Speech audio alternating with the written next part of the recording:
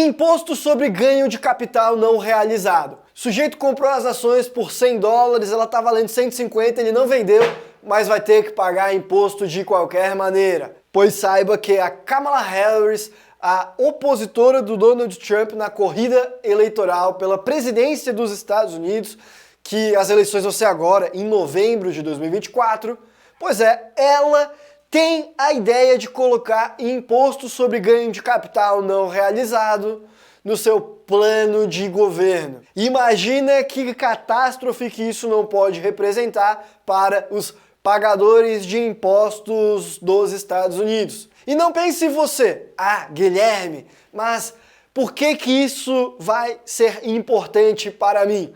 Não se engane, porque o que acontece em outros países, o Brasil adora copiar, principalmente o que é ruim em termos de aumento de impostos. E é por isso que por aqui nós temos impostos da Noruega e serviços públicos da Serra Leoa. Mas não é esse o ponto do vídeo de hoje. O ponto é entender qual é o plano de governo, sobretudo no aspecto tributário, da Kamala Harris e o porquê de que ele pode ser prejudicial para os Estados Unidos, para aqueles que possuem investimentos por lá e, quem sabe, para a iniciativa privada mundial como um todo. E é sobre isso que nós vamos conversar no vídeo de hoje. Se você não me conhece, eu sou o Guilherme, eu sou advogado tributarista e a Capital Global é uma empresa especializada em estratégias de internacionalização.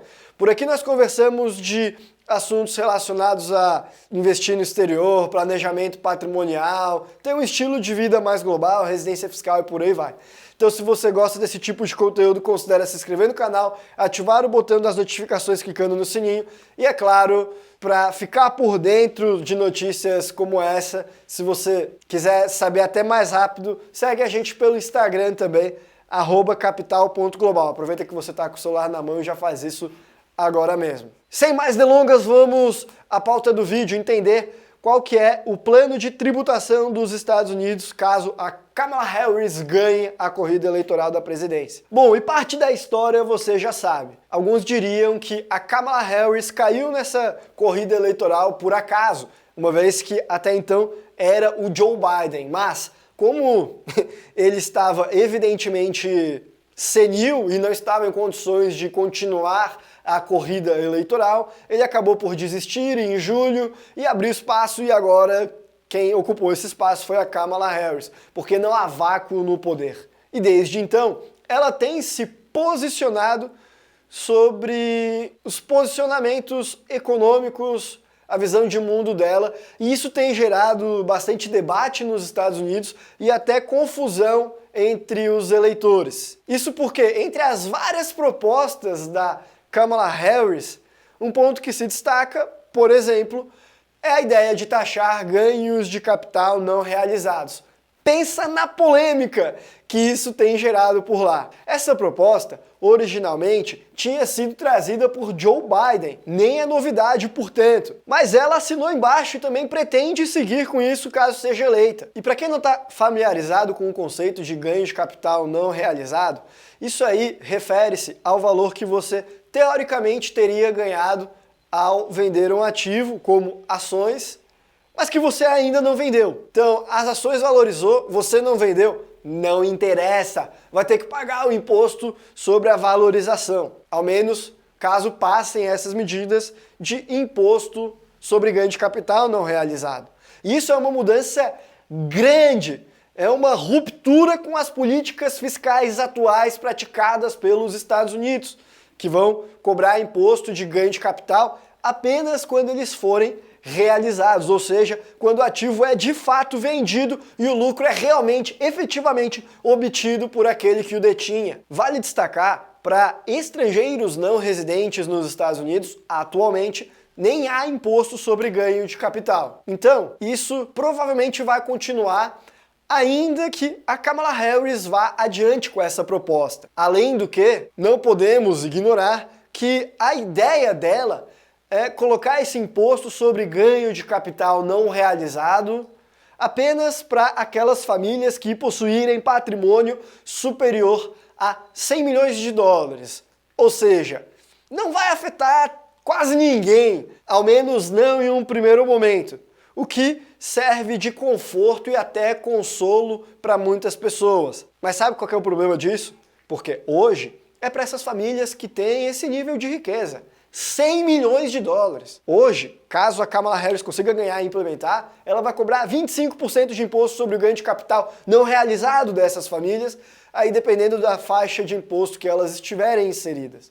Mas isso hoje. Eu nunca vi foguete da ré e nem imposto retroagir. Via de regra, eles começam, isso só vai afetar quem tem muito dinheiro. Aí amanhã ou depois eles falam, não, é 50 milhões também. Quer saber? Quem ganha 25, quem tem 10, quem tem 5 milhões de ganho de capital já vai estar sofrendo essa tributação.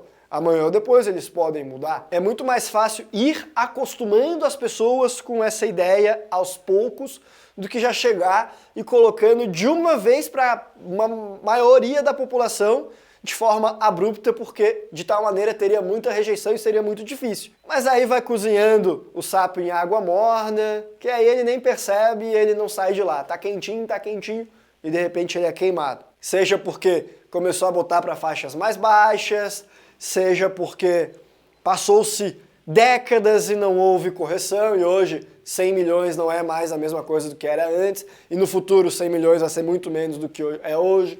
Então não há como negar que isso é o início de uma política que é ruim por si só. Então não caia nessa conversa de que mas não vai me afetar, então não tem problema. Porque uma hora sempre sobra para você. Sempre sobra para a classe média. Mas eu não sou americano. Mas calma lá. Porque o Brasil adora copiar o que os Estados Unidos faz de pior. Sobretudo em matéria tributária. E ainda por cima gosta de distorcer, como por exemplo a questão do imposto sobre herança. Que o nosso presidente falou que no Brasil o imposto sobre herança, segundo ele, não é nada e que nos Estados Unidos é 40%, então nós deveríamos copiá-los. Ele só se esqueceu de dizer que nos Estados Unidos o imposto sobre herança não incide na maior parte dos estados, só incide acima de 12 milhões de dólares quando incide, e há diversas maneiras de você conseguir contorná-lo legalmente. Ou seja, na prática, ninguém praticamente paga imposto sobre herança nos Estados Unidos. Aqui no Brasil, por outro lado, a maior parte dos estados já cobra ali acima de 20 mil, 60 mil reais no máximo, já está cobrando esse imposto. Vai depender do estado, mas o piso é muito mais baixo. Enfim, eu já falei mais sobre isso em um outro vídeo que eu vou deixar aqui no izinho para que você possa conferir. Mas a ideia é você perceber que o Brasil adora distorcer o que é feito lá fora para copiar a pior parte para cá. Então se amanhã ou depois, nos Estados Unidos, eles passam imposto sobre ganho de capital não realizado, eles começam a normalizar o absurdo. E esse que é o verdadeiro problema, porque uma vez normalizado, isso aí pode irradiar, seja para classes de pessoas que não têm tanto patrimônio, seja para outros países. E quer uma prova de que o Estado sempre vem com impostos supostamente só para os mais ricos, de forma transitória e que eventualmente não vai te afetar tanto assim, para tentar te consolar e te convencer aos poucos? É só olhar para como que foi instituído o imposto de renda na sociedade. Esse imposto de renda começou lá nos Estados Unidos numa política transitória de governo. Já diria Milton Friedman, nada mais permanente do que uma política transitória de governo. E mais, quando esse imposto foi implementado pela primeira vez lá nos Estados Unidos, ele também era um imposto de renda voltado apenas para os mais ricos. Lá em 1913, ele era aplicado apenas para a parcela de 1% da população americana. Mas com o tempo, o governo expandiu a base de pagadores de impostos e hoje a maior parte dos americanos paga imposto de renda por lá. Não se engane você que acha que no Brasil foi diferente, mas teria que ser muito ingênuo para se enganar. Afinal, basta você ver que a tabela da progressividade do imposto de renda do Brasil nunca é corrigida, de modo que cada ano que passa mais pessoas já estão pagando o teto do imposto como se fossem ricos.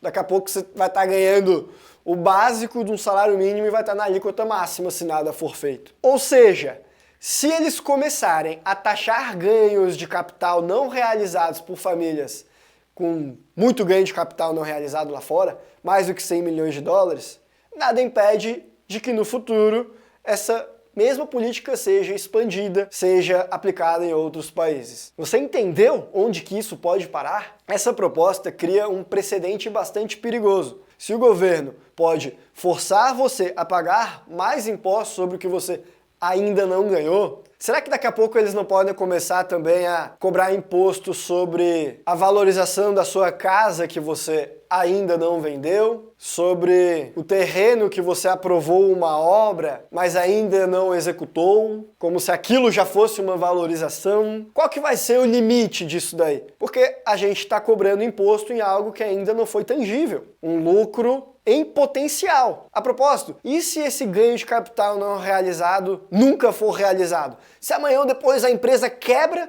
e você não vendeu as ações? Por acaso eles vão te devolver o dinheiro que foi pago, uma vez que esse lucro não se concretizou, não se consolidou, não foi disponibilizado? Óbvio que não. Então perceba que tudo isso é preocupante. Essa é uma política fiscal que evidencia que o Estado ele é o teu sócio no lucro, mas não nos prejuízos. Porque se você perder o dinheiro de um investimento, você não vai ter o direito de reaver esses tributos que você pagou, não, sobre lucros não realizados. Só que isso é extremamente injusto, é extremamente perverso. Afinal, se o governo estiver disposto a taxar ganhos que ainda nem aconteceram, ele também deveria compensar as perdas que não foram concretizadas. E sabe por que que isso provavelmente vai ser normalizado pelo Brasil também? Porque eu vou te contar um segredo. O Brasil já normalizou isso. Quando nós passamos, ano passado, a lei das offshores, essa era a intenção do legislador. Cobrar imposto de você, que tem empresa offshore, sobre os lucros não realizados. Mas eu não estou nem falando do que a empresa não distribuiu, que isso você já sabe. Mas também da valorização das posições dela. Você deveria fazer contabilidade e colocar lá que valorizou e pagar imposto. Só que aí tem algumas alternativas para conseguir se proteger disso, ainda bem, mas a intenção do legislador já era normalizar isso. E, para piorar, mesmo sobre variação cambial não realizada. Então você abre uma empresa offshore que tem um caixa em dólares, aí o governo brasileiro faz um monte de besteira com dinheiro, imprime reais pra caramba, desprecia a nossa moeda, em consequência o dólar sobe e aí você tem que pagar imposto sobre a variação cambial. E dependendo do caso, por conta da lei das offshores, inclusive a variação cambial não realizada. Quer dizer, o governo brasileiro já normalizou isso para empresas offshore. Na hora que os Estados Unidos normalizar isso para os super ricos de lá também, ele está dando carta verde para o resto do mundo continuar seguindo nessa política.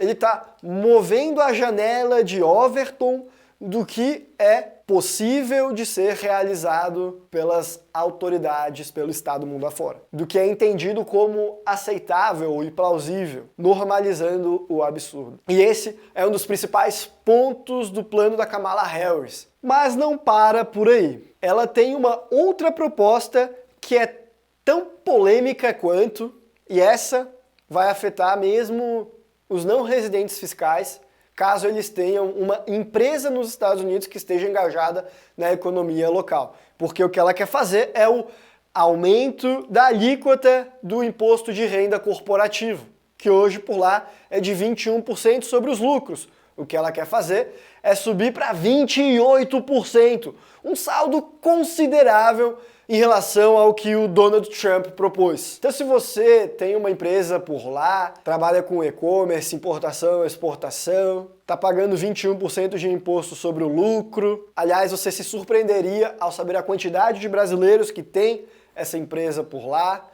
Pois bem, saiba que a Kamala Harris provavelmente vai subir isso aí para 28%. E isso também tem gerado bastante debate. Segundo Kamala Harris, isso ajudaria a reduzir o déficit das contas públicas dos Estados Unidos, que está em torno de 35 trilhões de dólares e continua crescendo. Mas será mesmo? Será que o caminho para reduzir esse tipo de déficit é sufocando mais a iniciativa privada ou será que é enxugando o tamanho do Estado? Porque se você aumenta impostos como solução para os problemas financeiros do governo, você também destrói o incentivo que leva as pessoas a criarem empresas. Quanto menos dinheiro sobra para os investidores, por que eles vão ter motivação para abrir novos negócios, para inovar, para gerar movimentar a economia, para girar dinheiro. É a famosa curva de Laffer. Chega uma hora que quanto mais imposto você aumenta, menor vai ser a arrecadação, porque você trava a economia. A gente tem visto isso no Brasil, mesmo os impostos aumentando mês após mês, o governo anunciando notícias novas, o déficit das contas públicas, a dívida em relação ao PIB, não param de subir. O correto, portanto, seria reduzir os gastos públicos, mas isso é discussão para outro momento. O foco aqui é as propostas da Kamala Harris. Que não fosse o suficiente o imposto sobre ganho de capital não realizado, aumentar o imposto de renda das empresas.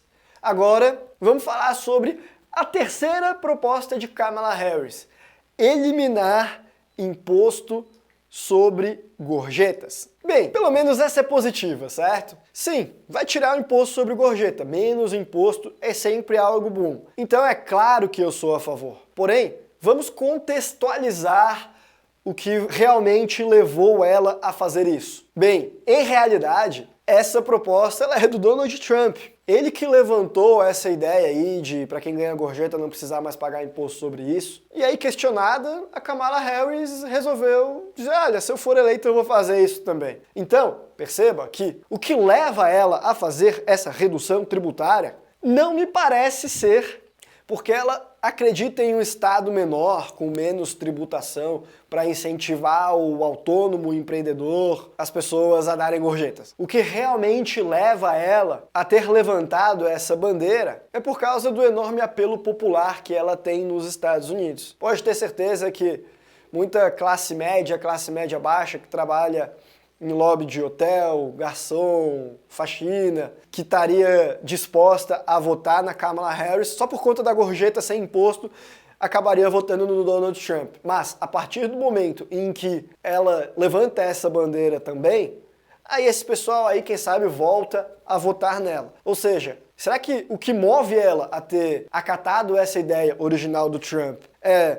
a ideologia dela acreditar numa sociedade com menos impostos? Ou será que é apenas mera demagogia? Eu não vou responder, deixo essa reflexão no ar.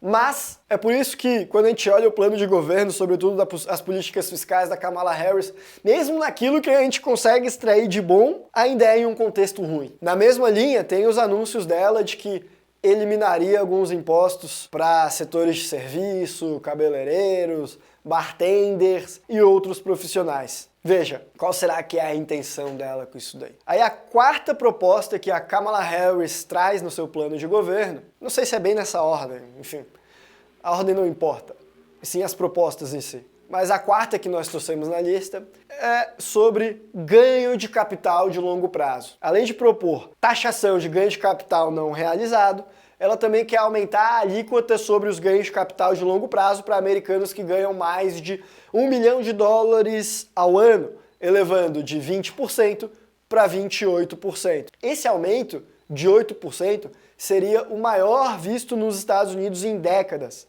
Porém, vale notar que a proposta de Kamala ainda é menos agressiva do que a de Joe Biden nesse ponto. Ele queria levar essa taxa para quase 40%. E se você incluir imposto sobre investimentos, o aumento chegaria a quase 44%. Então, investidores em ações, títulos, commodities, criptomoedas e imóveis que são residentes nos Estados Unidos e que ganharem mais do que $1 milhão por ano, que fiquem atentos. E mesmo aqueles que não são residentes, mas têm vendido bens que estão atrelados à economia americana, também estão sujeitos a essa mudança do imposto de ganho de capital. Sei lá, um imóvel que você tem em Miami, por exemplo. A Kamala Harris tem buscado aumentar o ganho de capital se você decidir vender esse imóvel, e o imposto vai subir em 8%. Então, para finalizar, perceba que se a Kamala Harris for eleita e conseguir executar esse plano fiscal e essas políticas forem aprovadas,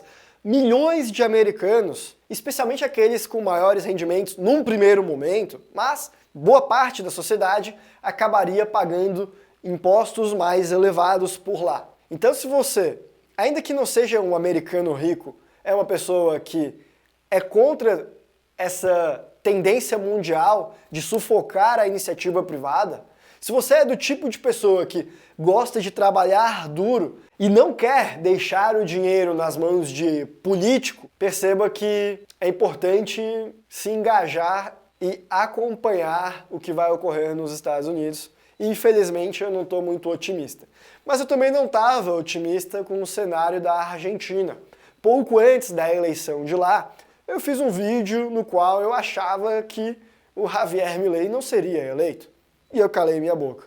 Então, aqui eu vou preferir me isentar do meu achismo, mas o pessimismo segue. E isso é o máximo que eu tenho a lhes dizer.